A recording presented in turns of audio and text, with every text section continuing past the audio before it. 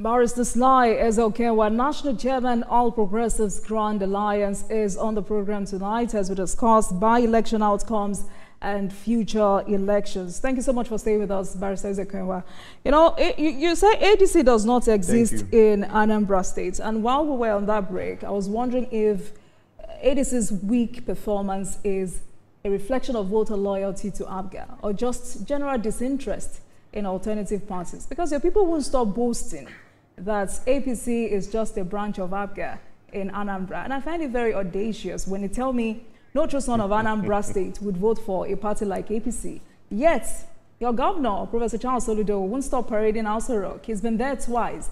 And in his words, these are progressives working together. It has even gone further by endorsing Mr. President for second term. You may need to speak to this contradiction between ABGA's grassroots anti-APC rhetoric and Governor Charles Soludo's recent alignment with the APC-led presidency. You know, I think you've raised quite a number of issues there, but then I'll try as much as possible and dissect them one by one. All right. First of all, in Anambra State, ABGA is a movement. It is a movement anchored on the purple. It is a grassroots movement. In Anambra, ABGA is somewhat of a religion. You must have seen the aphorism somewhere that Anambra is ABGA or Anambra is ABGA land. And this has, in fact, this started in 2003 when the people of Anambra State trooped out en masse in 2003 to elect the first ever ABGA governor. Incidentally, after the election, we had some bit of some misfortune with the declaration of another person who was not the person that was popularly elected, and which ultimately culminated in a long, tortuous battle that finally in 2006, we had our first governor, Mr. Peter Obi, sworn in. And then after Mr. Peter Obi, we had Governor Willie Obiano and now Professor Charles Chukwuma Soludo. And there is one thing unique about what ABGA has been able to offer Anambra.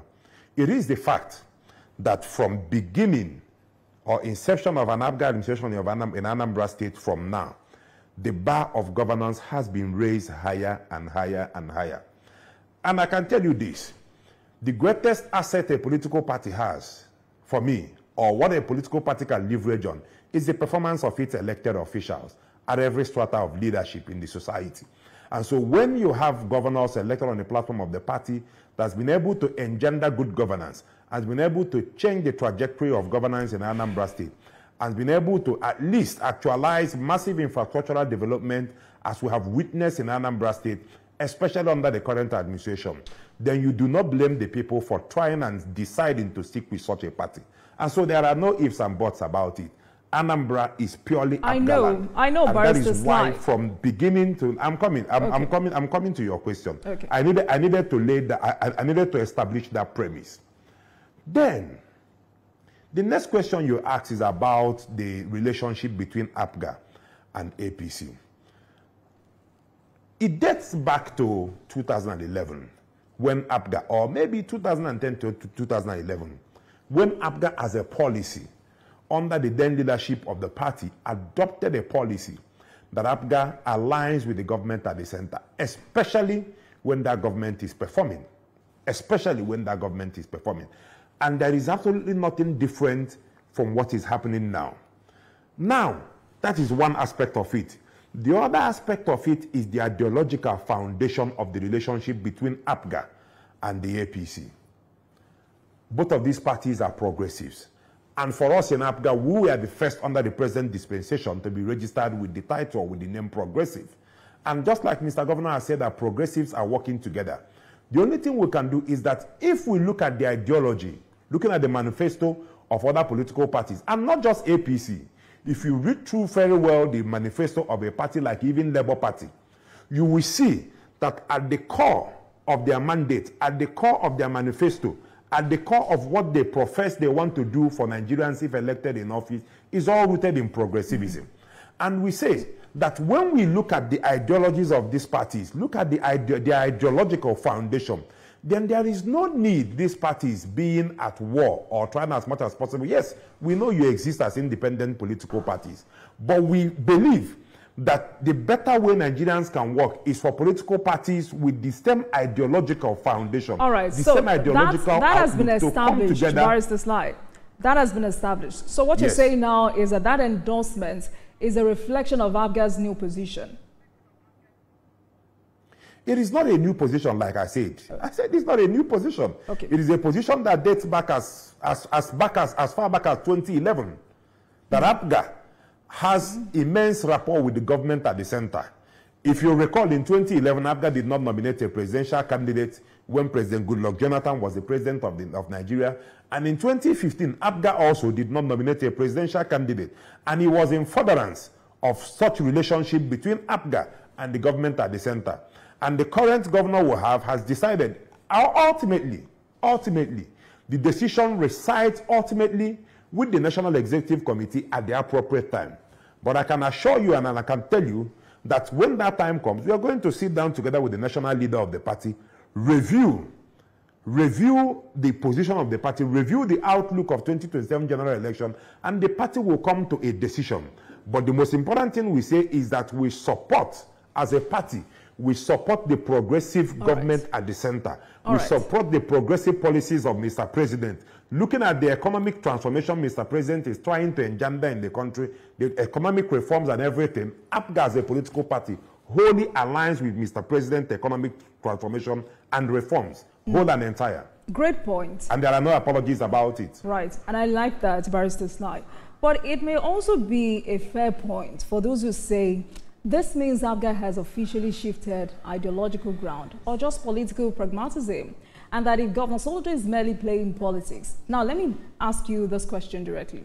Should APGA members and supporters stop making moral or ideological arguments against APC? I think that is hypocritical. What do you think, Barrister? Well, I don't think I quite got your question. What I'm saying is, if you say APC, let me make an instance.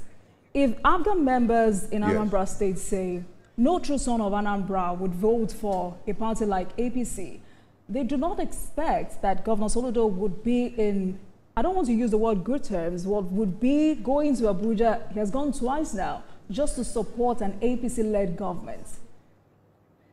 And I'm asking you this question because I'm sure you know APC chieftains in Anambra are not happy. You know, someone like Honorable Tony Uche-Ezekwelu, former majority whip, was here on Friday, passionately saying Governor Soludo goes to Abuja, prostrating, begging President Tinubu for endorsement. They are upset that this will hurt their chances in November, which is understandable. He was even telling me Governor Soludo didn't win the 2021 election. He says it was rigged, and that's why he has performed woefully. So how does, while you react to that, how does APGA plan to, also convince voters? I see that you're laughing, but how does APGA also, convince voters that? I will tell you one thing. I think you have to have some thorough review of the quality of guests that you bring here, and the type of attachment you give to whatever they say here. No. Everyone is free to say whatever they say. And it's on me. No, let me react to that. It's on me to ask whoever's been accused. Tell you this? All right. No, I know. Let me tell you this. Let's start with the candidate of the APC for the November 8th governorship election. And you ask yourself, apart from the fact that Prince Nicholas Okachukwu has been nominated as the APC candidate, what else? He's not a member of APC, as far as I'm concerned. You're the one saying that the APC has not said. I'm coming. You're the one saying that the APC has not said it's not a member of their party. No. You must. I think it will be better for you to understand where I'm coming from. All right. Just last year, I had a tortuous legal battle in court that culminated in a Supreme Court judgment of November 27th. The man who was behind that entire case is the current candidate of APC for the November 8th governorship election. And you may ask yourself, why was he so obsessed with upturning the leadership of APGA? He knows that the only political party that he can use to win an election, especially the governorship election in Anambra, is APGA. And he did everything he could. He fought tooth and nail to upturn the leadership of the party.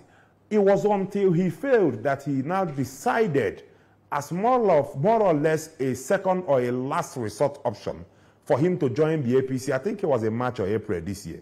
And he just found a way to buy himself the ticket of the APC. We don't have any issues with that. That is his problem. But I can tell you, in APC, the core members of the APC, the foundational members of APC, do not know who he is. And they are not supporting his candidacy. But that is an argument for another day. And so he has neither moral ground nor any justification to take any position on behalf of the APC. Apart from the fact that he's the candidate, that he knows nothing about the party. And so he cannot begin to question APGA's ideological basis for aligning with the government at the center. It is absolutely not his priority. Many thought Paul Chukwuma should have gotten that ticket. Do you agree? I don't know. I'm not a member of APC. They know how they do their own. But as far as I'm concerned, Prince Nicholas Ukachukwu is the least of anybody to decide to criticize whatever is the relationship between APGA and APC. And let me make this point. I must make this point quite strenuously. Like I said earlier on, this is purely on ideological basis, the relationship between because when you see these people talk about Mr. Governor going to the president, look, we are talking about the governor of a state who is a constitutional member of most of the bodies created under the Constitution. He's a member of the National Economic Council of the country. And in his role, not just as the governor of Anambra State, but as a former CBN governor, who, of course, we know is an international professor of economics of repute. You cannot determine or you cannot decide for Mr. President who to align with, especially when you see someone who has come out to say, look, the economic decisions or the economic reforms that Mr. President has embarked on is actually yielding positive result. It was Governor Soludo that came out forcefully to make that point. And now, most other international organizations, including the IMF and World Bank, are now keying in to what Mr. Governor has been saying over 2 years ago. And so you look at these issues and you cannot fault the relationship he has with Mr. President. And this is purely, apart from that, of course, Mr. President has come out severally to say that, look, Professor Charles Soludo has been my friend for over 22 years. And so why will I decide for Mr. President when to see his friend and when not to see his friend? These are diversionary arguments that the APC are making because they know that they do not exist, especially Professor Chief Nicholas Ukachukwu. They know that they don't exist anywhere in Anambra. APC as a political party has no councillor. They don't have a House of Assembly member. They don't have a House of Representative member. They don't have a senator. No structure absolutely anywhere in Anambra State. All right, Barrister Stein. Now, let me go back to a question you threw at me, which I would direct back to you because, you know, my own job tonight is to ask these questions while you help me with answers. So can you highlight specific achievements of the current APGA-led government that the party will use to campaign for continuity? And precisely also because one of the promises Professor Soludo made to his people is to transform Anambra State into an industrialized and economically prosperous state. Are we there yet? Absolutely. Now, for you to understand the crux of Mr. Governor's mandate and administration in Anambra State, I think there are some basic documents that you must look at. One is the Vision 2070, where the governor then, as the chairman of that particular committee set up by the immediate past governor of Anambra State, Chief Willie Obiano, set up that particular committee to craft a long-term vision of prosperity for Anambra State. And then you look at Mr. Governor's manifesto as well, the People's Manifesto, what we call the solution agenda for Anambra State. And then finally, you look at the report of the transition committee that was set up by the governor and the then governor of Anambra State to usher in this present administration. Now, if you study these three very vital documents, you will see one thing that is evident is the fact that this administration is built on 5 core pillars. And those core pillars are what Mr. Governor believes is what will signpost or what will actually herald the massive transformation that he wants to bring to Anambra State. And what are those 5 pillars? You look at security, law and order, you look at economic transformation, you look at human capital and social agenda. Of course, you look at governance, rule of law, and then you look at the environment and urban regeneration.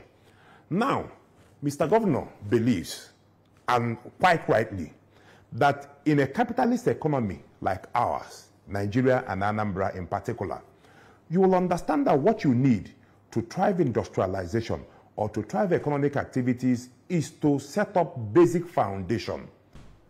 That is the role of government. The role of government is, one, provide massive infrastructure that will fuel economic activities, that will fuel investors, that will attract investors, that will attract industrialization. And believe you me, Mr. Governor has been able to achieve quite a whole lot in Anambra State. Let me take the angle of security. And I want to take security, for instance, because of the number of noise that we've heard on social media about, oh, this insecurity, this insecurity, that.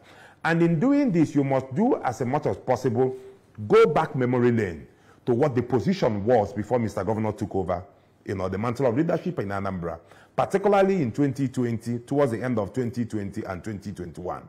What was the situation in Anambra? The situation in Anambra State was that about 8 local governments were under hostage. More than 6 or 7 local government secretariats were burned by, well, I wouldn't know whether I should call them agitators or non-state actors, as the case may be, who, for whatever reason, decided to take up arms and enter the various bushes. And now, immediately the governor came in. The first fight he engaged in was to, as much as possible, recover the state from the hands of these agitators or these non-state actors, because no meaningful economic activity can go on in an atmosphere of insecurity. And the question is, how has Mr. Governor been able to achieve this? If you go around the Anambra State, you can see economic activity going on in every part of the state. I'm not saying that the war has been 100%, no. But where we are and where we are getting to is quite far better off than where we were in 2021, which is just 3 years ago. And this has been made possible by the massive investment the governor has been able to make in securing the people of Anambra State. And in addition to this, of course, you know about the setup of the Agune Chamber and the enactment of the Homeland Security Law, which has further engendered the security that today Anambra State is far more secure than it was some 3 years ago when Mr. Governor came into office. And then you go to infrastructure. And let's stay on that. Let's stay on that. Let's stay on that. Before the governor, let's stay on that because, I don't have the right words, but I do not think it would be nice for you. You're on live television. I don't think it would be nice for you to call these people agitators. They are criminals. For the record, these are criminals because they kill human beings. Now, the security of lives and property is the first constitutional obligation of any government. Having said all you have said, absolutely. How do you feel when you hear concerned stakeholders and proud sons of Anambra State saying Governor Soludo is sleeping on duty when it comes to security matter in Anambra State? It is quite despicable, to say the least, for anybody except those that want to play politics. And that's why I said, for me, if you want to discuss security in Anambra, there's no way you can discuss the current security situation in Anambra without benchmarking the position in 2021. In 2021, let me use 2021 as an example. If you recall, we had a governorship election in November 2021. And of course, before the government, well, some have said that it's a lazy approach to governance. Barrister Sly, some have said it's a lazy approach to governance when you see state governors continue to benchmark when it comes to security matters. It will be unfair. It will be unfair for you to describe it as a lazy approach to governance. And I wouldn't want to even get into the constitutional issues concerning security in the country.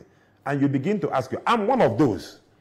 I've come on severally on this TV station to say, if you want to put an end to insecurity in the country, then there are certain constitutional reforms that you must engender. One of those constitutional reforms that you must engender, if we even want to make that argument, is the fact that there must be need for you to decentralize the security architecture. There must be actual need, total need to decentralize the security architecture in such a way that the police of a country in a federation like Nigeria, the police has no business. The police has no business with the federal government. It is an aberration. It's not obtainable anywhere in advanced country. Use America, for example. If you go to New York You see the New York Police Department. And so what we are supposed to have is an Anambra Police Command, an Anambra Police Department entirely under the control of the governor. And so when you get into this point, there are so many issues around that I wouldn't want us to get into. But the fact remains that we have made tremendous progress from where we were 3 years ago. That fact is unassailable. And no matter how anybody wants to play politics around this fact, it remains unassailable that where we are today, I'm not saying that we've gotten to the point where we say, oh, of course there are crime everywhere in the world. Even in America, in London, in Belgium, everywhere in the world, there are pockets of crime everywhere. Today, there was a major mileage secured by even the government vigilante, that's the Agune Chamber Security Agency in Anambra State, that they neutralized, I think, about 4 of those unknown gunmen in Orumba North. It is a massive gain. And as the day goes by, we are securing this gain. We are securing Anambra State the more. We've not gotten to where we want to be. But have we made progress? Oh, yes. We've made tremendous progress. And then, like where I was before you, try to, go back to the security issue. And which is a very fundamental point and a fundamental fact. Absolutely. Is the fact that looking at the infrastructural and economic transformation that the government has been able to witness or engender in Anambra, and I'll equally give you an example, because in everything I do, I will always benchmark. Just like Mr. Governor will always say, if you cannot measure it, you cannot improve on it. And part of measurement that you have to do in any aspect or any area of governance is that you must, as much as possible, benchmark what the position was before now. Because that is the only thing that will make you know if you've made progress or if you're actually retrogressing. If you come to infrastructure and economic transformation, before Mr. Governor came in, he actually acknowledged that the greatest challenge that Anambra State had was the poor state of the infrastructure, especially the roads. And that was why he said that upon assumption of office, he was going to declare a state of emergency on roads. And now, compared to the previous administration we've had in Anambra State, it's unprecedented that a governor in 3 years in office is constructing close to 900 kilometers of road, with over 600 already completed and asphalted, waiting to be commissioned. This is a massive win for Anambra State. And apart from that, there are so many other issues. Come to human capital and social agenda. You talk about the 1U2 skill. You talk about the free antenatal care and child maternal care for women who are pregnant, that go to public hospitals, get their delivery, including cesarean section, free of charge. You talk about the Anambra child who from nursery to secondary school attends any public school in Anambra State free of charge, unprecedented in the annals of history of Anambra State. And so many other issues. All right, then, Barrister Sly. Of course, you've done well. in recognition of this, I must mention this. In recognition of this, reputable newspapers and tabloids have come out to, of course, give Mr. Governor various awards as the best governor in the country. I didn't give that award. So when you have a reputable newspaper like Sun newspaper call Mr. Governor the Sun Governor of the Year, when you have Vanguard, you have Daily Independent, and so many other newspapers, including Champion. And I must also say that I didn't give Mr. Governor those awards. I know those awards we actually merited. You've done well defending your party and the governor. But most of the questions I have are do you know the most beautiful part of all this? All right. That Mr. Governor has been able to achieve this in 3 years without borrowing a single kobo. All right. So the question on everyone's lips is, like how have you been able to engender this magic? Right. And like I said, you've done well defending your party and the governor. But, most of the questions I have in my head are basically for the governor. And I hope I get to speak with him before the next governorship election. Thank you so much for speaking with us tonight. Sadly, we're out of time. Barrister Sly, SLKY, is the National Chairman, All Progressives Grand Alliance. Thank you so much for your time with us tonight. Thank you. Thank you. Thank you very much for watching. That marks the end of today's episode of Politics Tonight. But before we go, let's tell you that the views and reactions of our resource persons are theirs and have no connection with TVC News. Meanwhile, you can watch the repeat broadcast of this episode at 12:30 a.m. Get in touch with us on our social media handles, Facebook, Instagram, and X at TVC News NG and at Olajumoke using the hashtag Politics Tonight. We're also on YouTube at youtube.com/TVC News NG. I am Olajumoke Olatunji. I'll see you again tomorrow. Good night.